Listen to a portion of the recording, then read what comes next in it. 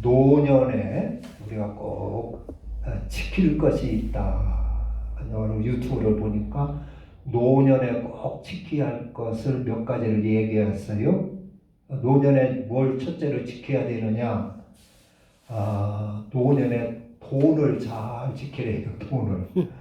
노년에 돈을 잃어버리면 벌 수도 없고 오는 데도 없고 하니까 돈을 잘 지키고, 돈이 없으면 누구한테 손 벌릴 수도 없고 노년에는, 그러니까 돈이 떨어지면 비참해진다. 그러니까 돈을 잘 지켜라 그래요. 또 무엇을 잘 지켜야 되느냐? 건강을 잘 지켜야 된다는 것입니다. 건강을 잃어버리면 뭐 돈이 있어도 소용없고 명예가 있어도 소용없고 다 부서지는 거니까, 허물어지는 거니까 건강을 잘 지켜야 된다. 또 뭘 지켜야 되느냐? 인간관계를 잘 지켜라 하는 것입니다.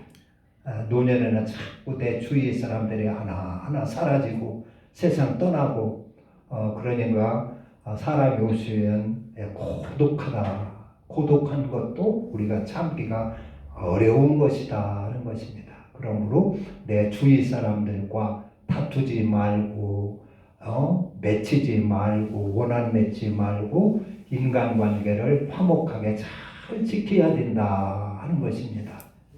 또 네 번째는 자존심을 잘 지키래요. 자존심을 지키는 길은, 자존심을 잘 지키는 길은 믿음인 줄 압니다. 그러니까 남을 의지하지 말라는 것입니다. 남을 자꾸 의지하고 자식을 의지하고 남을 의지하고 그러면은 천대받게 된다. 존귀함이 없어진다는 것입니다. 그러므로 우리는 내일 죽어도 내 자존심을 잘 지켜서 우리가 천박하지 않도록 살아야 된다 하는 것입니다. 그리고 우리 신앙인들은 가장 중요한 게 있는데 뭘 지켜야 될까요? 노년에 신앙을 잘 지켜야 될 줄로 믿습니다. 신앙, 모든 것보다도 이 신앙 하나만큼은 우리가 잘 지켜야 됩니다. 평생 신앙생활을 왔는데 노년에 아프고 뭐 힘들고 한다고 해서 신앙 버리고 이렇게 하면은 안 되는 것이지요. 우리는 이 세상은 낙원의 길이고 우리의 최후의 목적지는 하늘나라라는 말이요. 할렐루야. 그러니까 신앙 잃어버리지 말고 우리가 죽을 때까지 믿음 잘 지켜서 하늘나라 천성에 들어가야 될 줄로 믿습니다. 어저께 우리 때 딸이 와서 나를 보더니 그래요. 아빠 많이 늙었네 그래요. 여기 구정 때 왔었지? 네, 구정 때 내려왔는데 몇 달 됐어요 벌써. 구정 때하고 지금 2달 됐나요? 2달 됐어요? 조금 넘었어요. 2달 조금 넘었지. 네, 그런 말들을 해요. 사람이 60대는 해마다 늙고, 해마다 70대는 달마다 늙는다고 그래요. 매달. 그러니까 한 달에 딱 만나면 늙어 있는 거예요, 그 사람이. 근데 그 말이 맞는 것 같아요. 맨날 보면 모르는데 한 2달 만에 왔는데 내가 다른 거예요. 아버지가 달라진 거예요. 늙어진 거예요. 그리고 80대는 날마다 다 늙는 거예요. 날마다. 80대는. 날마다 틀려지는 거예요. 어제하고 오늘 틀려지는 거예요. 그리고 90대는 70대 때로 늙는다. 70대 때로. 아까 봤다가 지금 봐도 틀리는 거예요. 이 인생은 잠시 잠깐인 줄로 믿습니다. 이러한 인생살이에 우리는 나그네의 힘을 알고 믿음으로 잘 승리해야 될 줄로 믿습니다. 오늘 여기 이제 보면은 그 1절서부터 올 때는 예수님께서 거라사인 그 가라다 지령에 가가지고 무덤 사이에 살던 귀신 들린 광인 그를 귀신을 쫓아 고쳐주고 그 가다라 사람들이 예수님을 배척하는 바람에 예수님이 다시 배를 타고 돌아와서 가버나움 본 동네에 이렇게 거하셨어요. 거하셨어요. 그때 많은 사람들이 이제 예수님이 돌아왔다는 소리를 듣고 많은 사람들이 몰려들었습니다. 병든 사람, 뭐 이런 사람, 저런 사람 많이 몰려들어가지고 예수님의 거하시는 그 집에 사람이 옹신할 수 없도록 가득 차게 되었어요. 근데 그때 어떤 그 중풍병자가 사람들이 네 사람이 들것에 이렇게 매가지고 메워가지고 예수님 앞에 고침받으려고 예수님 앞에 왔어요. 그런데 사람이 하도 많으니까 예수님 앞에 갈 수가 없는 거예요.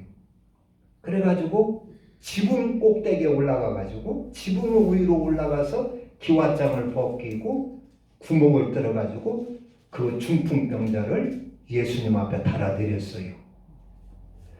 그게 뭐 이게 꾸중 들을 일이요, 칭찬받을 일이요. 사람들이 대부분 이런 걸 보면 뭐라고 할까요? 아마 칭찬보다는 꾸중할 것 같아요. 이 사람이 이게 뭐 하는 짓이냐고 아마 책망 들을 일 같은데 예수님은 그들의 믿음을 보시고 기뻐하시는 거예요. 이게 뭐 이게 지붕에 올라가서 지붕을 뜯고 예수님 그 중풍병자를 고쳐보겠다고 내려놓는다고 하는 것은 믿음이 없으면 할 수가 없는 일입니다. 그건 사람 지붕을 부셨으니 손해배상도 물어야 될 것이고 집주인한테 아주 꾸중 들을 일이고 뭐 다툴 일이고 많은 일이 벌어질 일입니다. 그런데 그런 것을 무릅쓰고 이 사람들이 지붕을 뜯고도 병든 자를 고쳐보겠다고 달아내렸어요. 그러면 이게 믿음이 없이는 할 수가 없는 일이죠. 믿음이 없이는 여러 가지 어려움을 각오하고 하는 일입니다. 그래서 예수님이 그들의 믿음을 봤다. 그래서 2장에 보면은 침상에 누운 중풍병자들을 사람이 데리고 오거늘 예수께서 그들의 믿음을 보시고, 그러니까 다른 성경에 보면 지붕을 뜯었다고 그랬어요. 여러 가지 나오는데, 그래서 예수님이 그들의 믿음을 보시고 중풍병자에게 이르시되 작은 자야 소자야 안심하라 네 죄사함을 받았느니라. 그래. 이 친구들의 믿음도 대단한 것이지만 이 환자도 예수님이 볼 때 고쳐줄 만한 사람이었던 것 같아요. 왜냐? 죄에 대해서 고민하고 있었던 거예요. 그래서 예수님은 그 심령 속을 들여다보고 이 사람이 죄로 인하여 불안해하고 죄 때문에 고민을 하고 죄를 어떻게 하면 벗어버릴까 근심을 하고 중풍병자가 이 중풍병 걸린 것은 내가 아마 죄 때문에 그런가 보다. 내가 평소에 죄진 죄값인가 보다. 그러면서 고민을 했던 것 같아요. 그러니까 예수님께서 그러면서 내가 이 병만 낫기만 하면 내가 다시는 죄짓지 말아야지. 하나님을 잘 섬기며 바르게 살아야지. 아마 그렇게 결심했던 것 같아요. 여러 가지 상황을 이렇게 상황을 살펴보면 뭐 예수님이 아무나 고쳐주는 게 아니거든요. 고쳐주면은 건강한 몸만 가지고 죄나 짓고 돌아다니면서 죄나 짓고 방탕하고 그럴 사람 같으면 예수님은 고쳐주겠어요? 고쳐주면 이 사람이 바르게 살고 정직하게 살고 하나님 잘 믿고 바르게 살 것 같으니까 예수님이 고쳐주는 줄로 믿습니다. 그래서 예수님이 그것을 보고 소자야 안심하라 네 죄사함을 받았느니라 그랬어요. 그러니까 그렇게 하니까 그 소리를 옆에서 쭉 사람들이 많이 모였는데 뭐 서기관도 모이고 바리새인들도 모이고 그 아주 사람이 거의 다 모였는 것 같아요. 그런데 그 옆에서 듣고 있던 서기관이라는 사람이 3절에 보면 어떤 서기관들이 속으로 이르되 이 사람이 신성을 모독하는도다. 그러니까 죄사함을 받았느니라 하니까 그 소리를 듣고 이 사람이 그 건방지네. 지가 뭔데 함부로 그 죄를 사해 준다니 뭐니. 죄 사하는 것은 하나님만이 하실 수 있는 일인데 그러면서 속으로 예수님을 비난한 거예요. 예수님을 우습게 여긴 거예요. 무시를 한 거예요.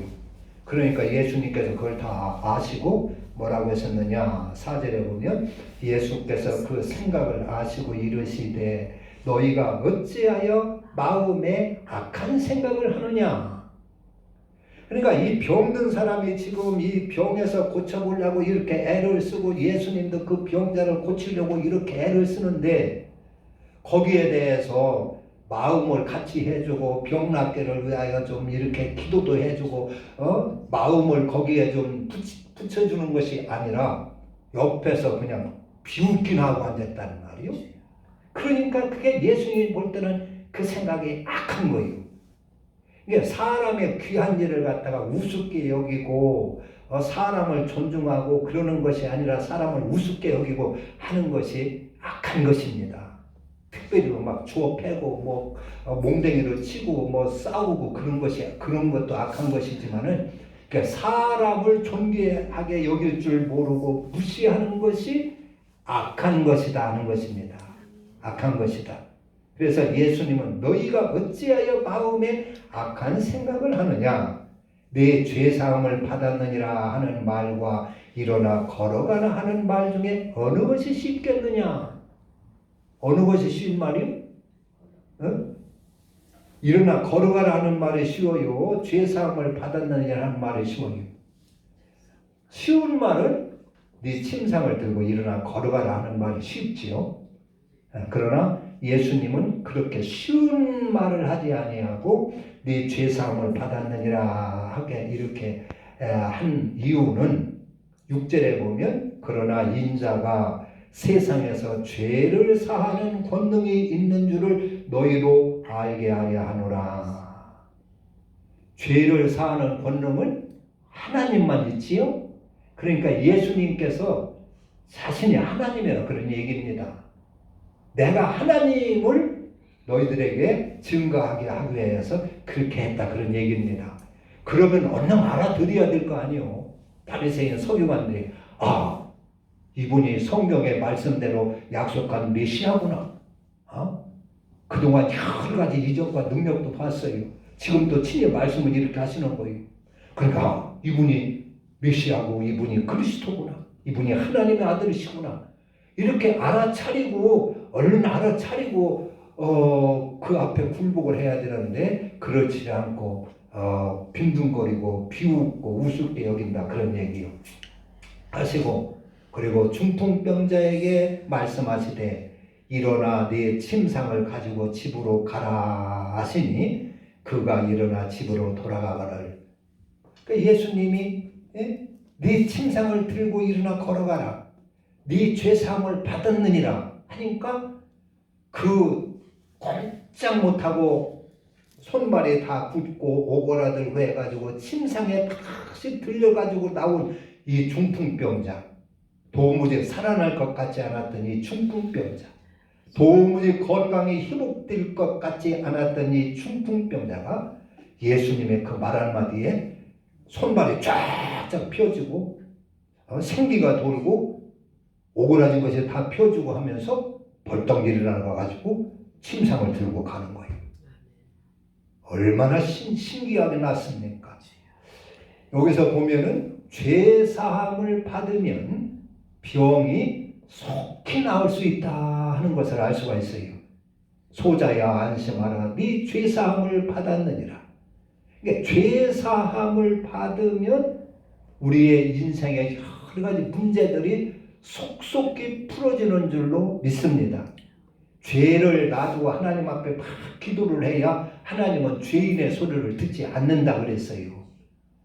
죄를 사함받는 길이 우리 인생의 여러 가지 문제들을 해결하는 그 비결임을 아시기를 바랍니다. 그래서 죄 문제, 우리 인간만이 죄로 인하여 병도 걸리고 죄 때문에 인생이 재앙도 만나고 불행하게 되고 그런 것이 인생입니다. 짐승들에게는 죄가 없습니다. 짐승들은 회개할 필요가 없습니다. 짐승들은 죄 때문에 병 걸리는 게 아닙니다. 짐승들은 그냥 육체뿐이기 때문에 그냥 살게 되는 것입니다. 그러나 우리 인간은 죄 때문에 내가 잘못해서도 육신을 무리해서도 약해지고 병에 걸릴 수 있지만은 그렇지 않고 죄 때문에 걸리는 병도 많이 있다고 하는 것을 아셔야 됩니다. 성경에 보면 그래요. 죄 때문에 여러 병에 걸리고 재앙에 걸립니다. 그래서 그런 것들은 죄를 사함받으면 속히 나을 줄로 믿습니다. 그리고 우리가 병이 들었을 때 속한 그 치유를 받을 수 있는 길이 또 하나가 있어요. 그래서 이사야서 그 58장에 보면 우리가 병 들었을 때 어떻게 하면 속히 치유를 받느냐, 그것은 이웃과의 맺힌 것을 우선 잘 푸는 겁니다. 이사야 58장에 줄이 있어요. 그건 집에 가서 찾아보시고. 그래서 병이 들었을 때 그 병 낫기만 해야 막 약 먹고 좀 병을 고쳐보려고 의사나 쫓아다니고 병원에 입원하고 막 쫓아다니고 그렇게 하는 것도 뭐 해야 되지만은, 그러나 그것과 함께 병행해야 할 것이 있어요. 그게 뭐요? 이웃과 맺힌 것을 우선 풀어라는 겁니다.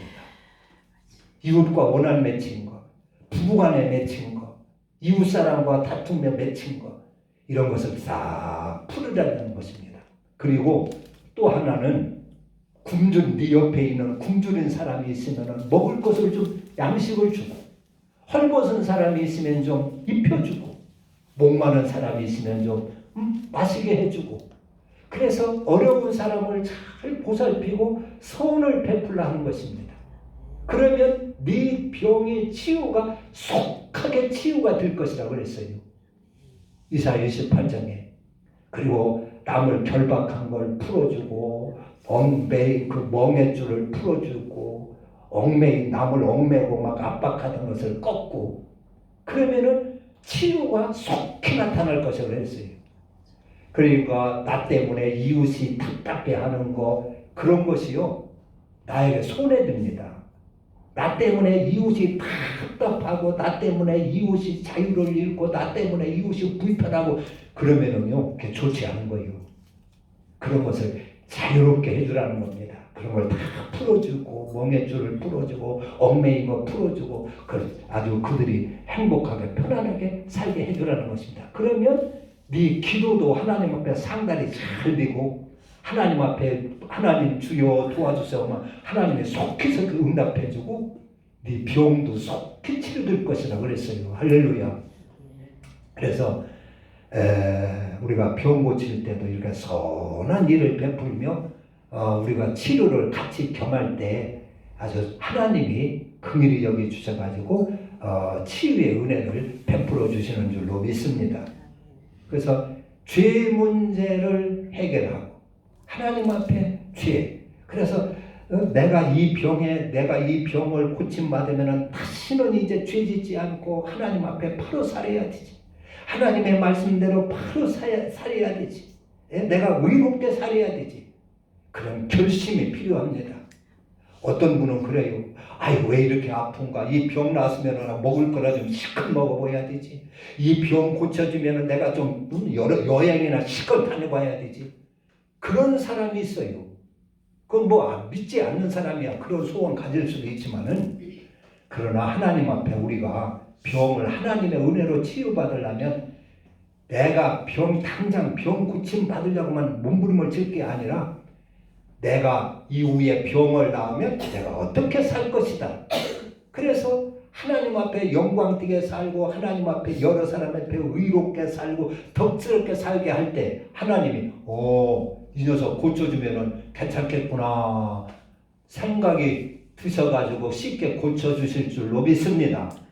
그런데 이 녀석 고쳐주면은 뭐 공연에 날뛰며 죄나 짓게 살고 못된 짓이나 하고 고쳐주면은 공연히 세상 방탕이나 하고 그럴 것 같으면 하나님이 보시되 그럴 것 같으면 하나님이 그걸 고쳐주시겠느냐 하는 것입니다. 그건 각자 생각하시기를 바랍니다. 그래서 여기를 보면은 우리가 병들었을 때 고침받는 것도 내가 회개를 하고 내가 이 병에 고침받으면 다윗이 그랬지요. 다윗이 실수로 우리아의 아내를 범했는데 그렇게 해가지고 나라에 막 재앙이 내려왔어요. 막 기근이 오고 백성들이 기근으로 고생을 하고 우양의 새끼가 새끼를 들지 않고 그렇게 했을 때 다윗이 막 애통해합니다.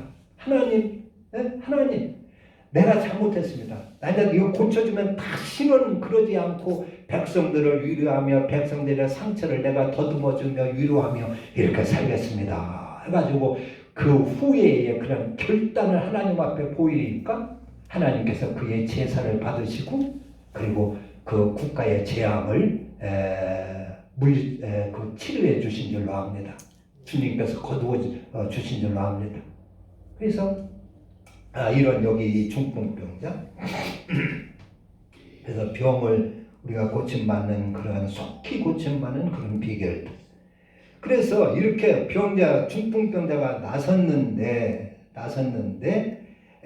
그 서기관들은 그걸 보고 이분이 하나님이시구나, 이분이 하나님의 아들이시고 이분이 메시아시구나 하고 그 앞에 굴복하고 겸손하게 주님을 영접해야 될 텐데 속으로 공연히 무시하는 거예요.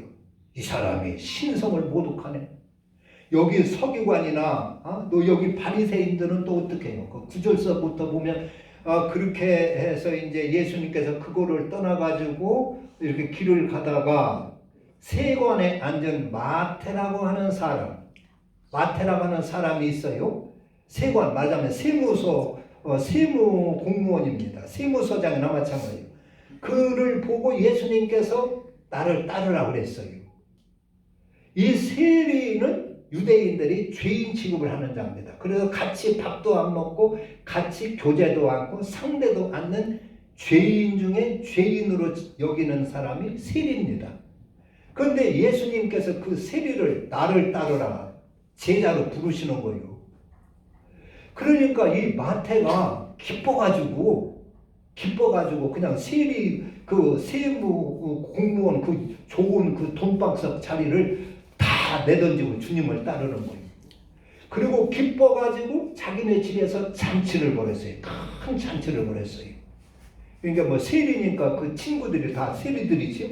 그래가지고 많은 죄인들, 세인들이 모여서 예수님과 함께 잔치를 벌이는데 그때 어떤 바리새인이 보고 또 그러는 거예요. 11절에 보면 바리새인들이 보고 그의 제자들에게 이르되 어찌하여 너희 선생은 세리와 죄인들과 함께 잡수시느냐 하는 거예요. 여기도 이 바리새인들은 하나님을 잘 섬긴다고 하는 사람들입니다.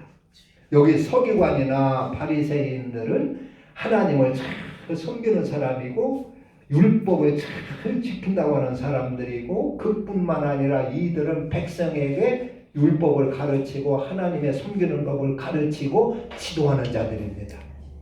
오늘날로 말하면 신학의 교수들이요, 목사 중에 목사요, 아주 큰 교회, 나라를 움직이는, 나라를 이끌어가는 큰 목사님들, 유명한 목사님들이라고 할 수 있어요.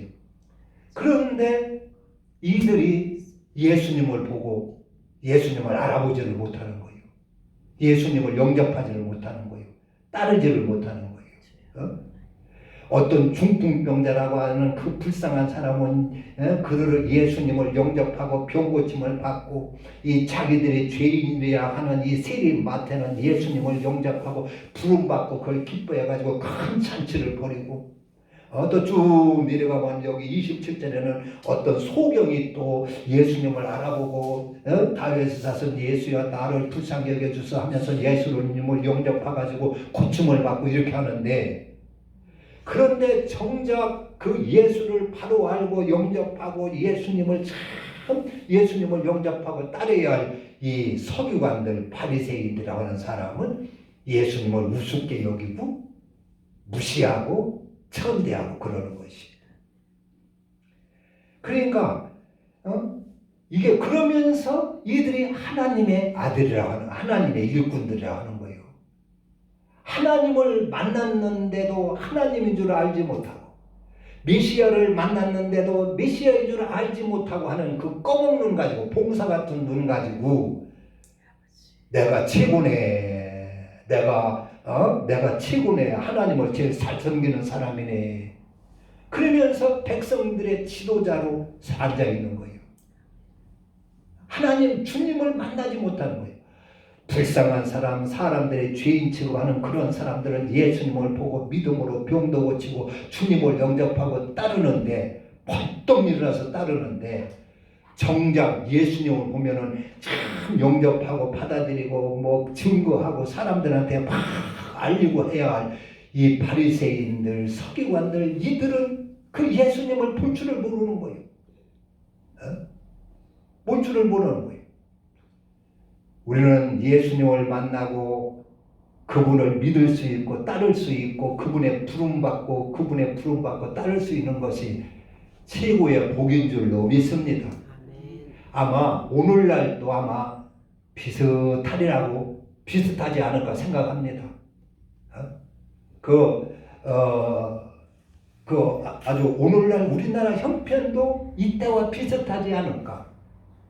가장 내노라고 하는 사람, 학사요, 박사요, 교수라고 하는 사람, 이런 사람들이 진짜 예수님을 만나지 못하고, 이런 사람들이 진짜 믿음을 갖지 못하고, 그리고 자기의 명예나 지키고 대접이나 받고 그렇게 하고 있지 않을까 하는 생각을 해봅니다.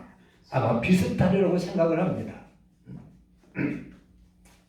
그래서 우리는 이제 여기 마태는 예수님을 따르라, 나를 따르라 해가지고 부름받아 따랐어요. 우리는 우리의 신앙을 예수님이 왜 따르라고 하느냐 한 것을 바로 알아야 됩니다. 예수님이 우리를 부른 이유는 뭐요? 우리에게 부자 되게 하기 위해서 부른 게 아닙니다. 예수님은 우리를 이 세상에서 높은 자리에 차지하고 권세 얻고 성공하고 잘 먹고 잘 살게 하기 위해서 예수님이 우리를 부른 건 아닙니다. 나를 따르라 하는 것이 아닙니다. 마태한테. 예수님이 부자 되게 해주고 성공하게 해주고 그렇게 하기 위하여 부를 것 같으면 이 마태라는 사람은 부를 필요가 없어요. 나를 따르라 할 필요가 없어요. 이미 이 마태라는 사람은 세무서장으로서 돈방석에 앉은 사람입니다. 출세한 사람입니다. 부자고 명예도 있고 출세한 사람입니다. 그런데 그를 나를 따르라는 거예요. 왜 따르라고 할까요?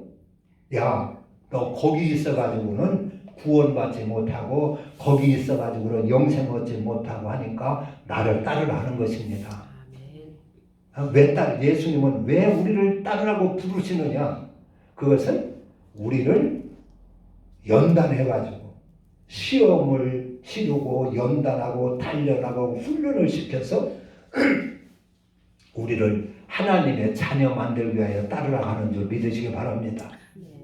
하나님은 우리를 연단하려고, 예수님은 그랬어요. 누구든지 나를 따르려는 자는 자기를 부인하고 자기 십자가를 지고 나를 따라야 할 것이다 그랬어요.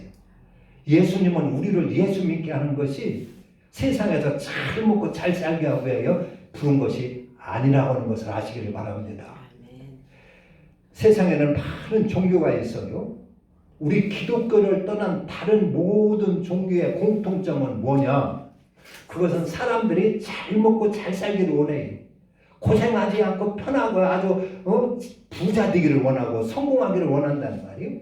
그래서 그런 인간의 심리를 이용해가지고 우상을 만들어 놓고 여기에 정성 들이면 너 복 받고 잘 살 수 있다 해가지고 만들어서 섬기게 하는 것이 우상이고 대다수의 이방 종교입니다.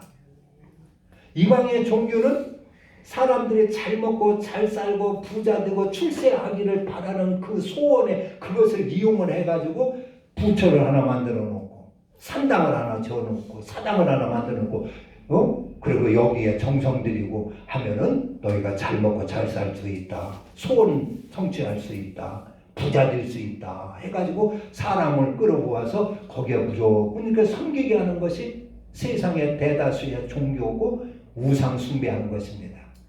그러나 우리 기독교는 사람이 그렇게 해서 만든 것이 아니라 하나님께서 직접 오셔서 우리에게 계명을 주고 말씀을 주셔서 그 말씀으로 복받게 하려는 것이 아니라 연단하는 것입니다. 연단, 훈련하는 것입니다.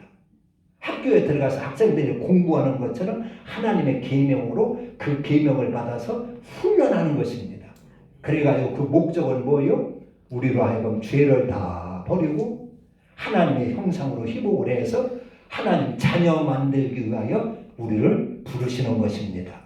그걸 아셔야 됩니다. 그래서 하나님 주님이 우리를 부르는 것은 우리를 훈련하고 단련하고 그래서 정금 같은 하나님의 자녀 만들기 위하여 부르신 겁니다. 그래서 욥도 그것을 깨닫고 욥기 23장 10절에 보면 나 가는 길을 주께서 기획하시고 주께서 아시오니 나는 모른다 그런 얘기예요. 주께서 아시오니 주께서 나를 단련하신 후에 내가 정금같이 나오리라. 하나님을 믿고 하나님을 따르면 내가 하나님 앞에 단련받아서 정금 같은 하나님의 자녀가 되리라 그런 얘기입니다. 그러니까 하나님이 우리를 부르신 목적은 우리를 실현하고 연단하고 단련을 해서 죄를 다 버리고 죄를 이기는 사람 만들고 세상을 이기는 사람 만들고 그래서 거룩한 하나님의 자녀 만들어서 영생을 얻게 하기 위하여 우리를 부르신 것이다 그런 얘기입니다. 명예나 바라고 대접받기나 바라고 부자 되기나 바라고 세상에서 성공하기를 바라는 사람은 평생 신앙생활에도 주님을 만날 수가 없는 것입니다. 그래서 요한복음 7장 같은 데는 예수님께서 바리새인들 서기관들 이들에게 뭐라고 했냐면 너희들이 나를 만나려고 찾고 찾아도 너희들 절대 나를 만날 수 없으리라 그랬어요. 그리고 내가 가는 나라에 너희들은 절대로 올 수가 없으리라 그랬습니다. 그들이 왜 그래요? 그들은 주님을 봐도 볼 줄을 몰라요. 진리를 몰라요. 그냥 그 성공하기를 바라고 명예나 얻고 대접받기를 바라고 높은 자리를 바라고 그러니까 자기들이 최고인 줄 알고 있어요. 그러니까 옆에서 예수님이 아주 그 중풍병자 걷지도 못하는 중풍병자들을 일으키고 죄사하는 권세를 보여주고 해도 예수님을 모르는 거예요. 볼 줄을 모르고 그리고 비웃기나 하는 거예요. 저 사람 신성 모독하네 하고. 그러니까 예수님이 옆에 있어도 찾을 수가 없는 거예요. 그래서 그걸 보고 예수님이 요한복음 7장에 8장에는 너희들이 나를 찾고 찾아도 나를 찾을 수 없으리라. 보고자 해도 나를 볼 수 없으리라. 왜요? 그들은 세상 것에 눈이 덮였기 때문에 그런 것입니다. 명예 권세에 덮였기 때문에 주님을 볼 수가 없는 것입니다. 안타까운 일이죠. 그러면서 하나님의 자녀를 하고 있는 거예요.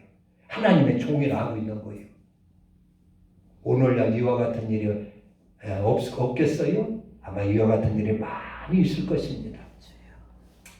우리는 구원받는 것이 누가복음 잘 알아야 됩니다. 누가복음 18장에 보면 어떤 부자 청년이 왔어요. 그러면서 예수님 앞에 선한 선생님이요, 내가 어떻게 해야 영생을 얻을 수 있습니까? 물었어요. 그때 예수님께서는 너 나 믿기만 하면 된다, 나만 믿으라 그런 것이 아니라 계명을 지켜라 그랬어요. 그러니까 무슨 계명입니까? 물어봐요. 그러니까 살인하지 말라, 간음하지 말라, 도적질하지 말라, 거짓 증거하지 말라, 네 부모를 공경하라고 하였느니라 그랬어요.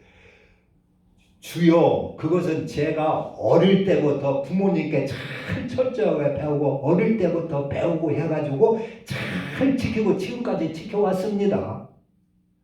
지켜왔습니다. 그랬어요. 그러니까 주님께서 야 그러냐, 그럼 너에게 한 가지 부족한 것이 있으니 가서 네 재산을 다 팔아가지고 가난한 사람들에게 나누어주고 나를 따르라 그랬어요.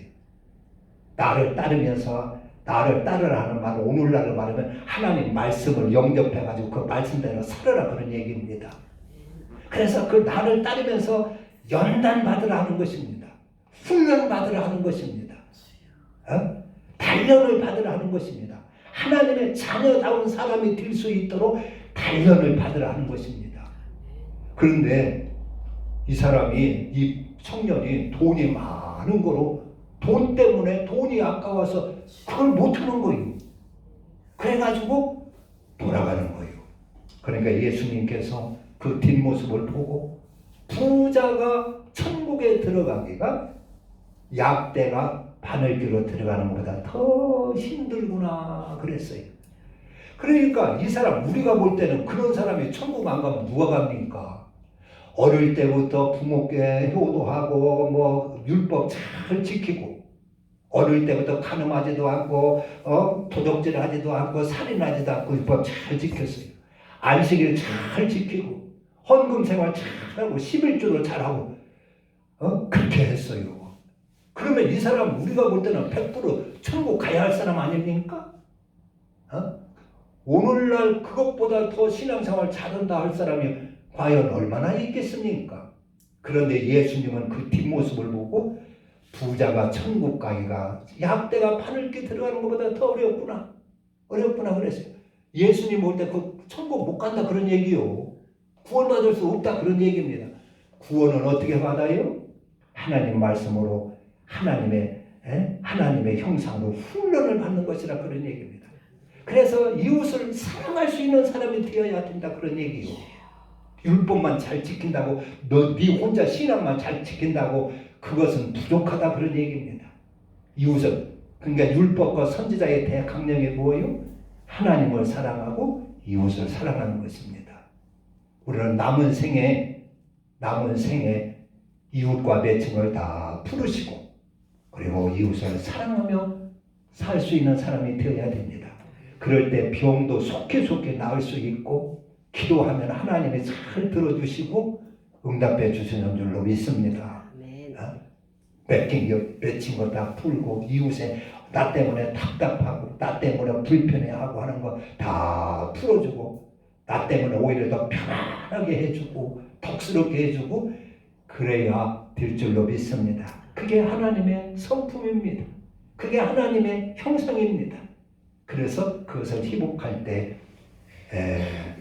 구원이 이루어지는 겁니다. 그래서 마태복음 25장을 보면 특별하게 그런 것이 아니라 우리가 평소에 굶주린 사람 먹을 것을 주고 목마른 사람 마실 것을 주고 헐벗은 사람 입혀주고 소자에게 하나야 하는 것이 내게 하는 것이다. 그러면서 나와 천국을 너희를 위하여 준비된 하늘나라를 상속받아라 그랬지요?